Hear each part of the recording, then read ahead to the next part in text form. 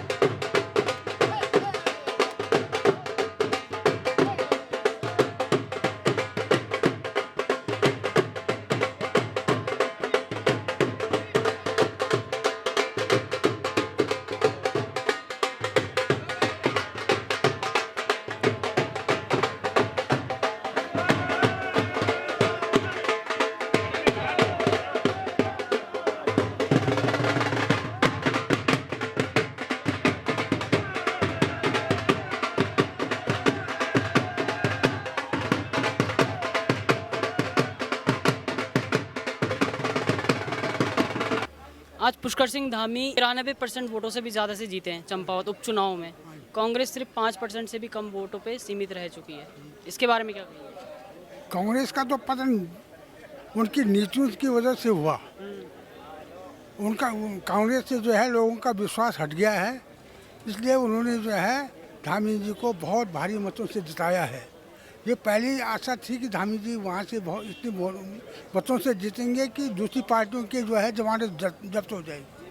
अब धामी जी से यही उम्मीद है कि यहाँ उत्तराखंड का त्वरित गति से जो है विकास कराएंगे, बेरोजगारी को दूर करेंगे और पलायन को रोकेंगे।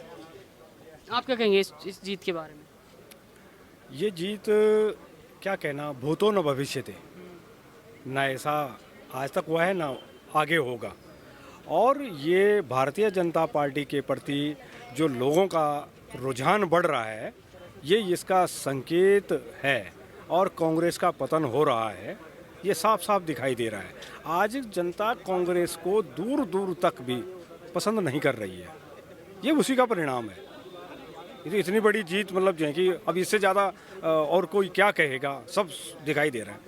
अच्छा, ये कह सकते हैं विधानसभा चुनाव जब हुए थे तो चंपावत में 27,000 वोट मिले थे कांग्रेस के हिमेश करकवाल को। इस बार 3,000 भी नहीं मिले, तो इसके पीछे क्या कारण हो सकता है? विधानसभा चुनाव में जो कांग्रेस का प्रदर्शन रहा है, जनता ने जिस तरह से उसको नकारा है, वो लाइन जनता ने और लंबी कर दी और उन्होंने पूरी तरह से नकार दिया। अब आगे भविष्य में भी मतलब ऐसे ही चलता रहेगा।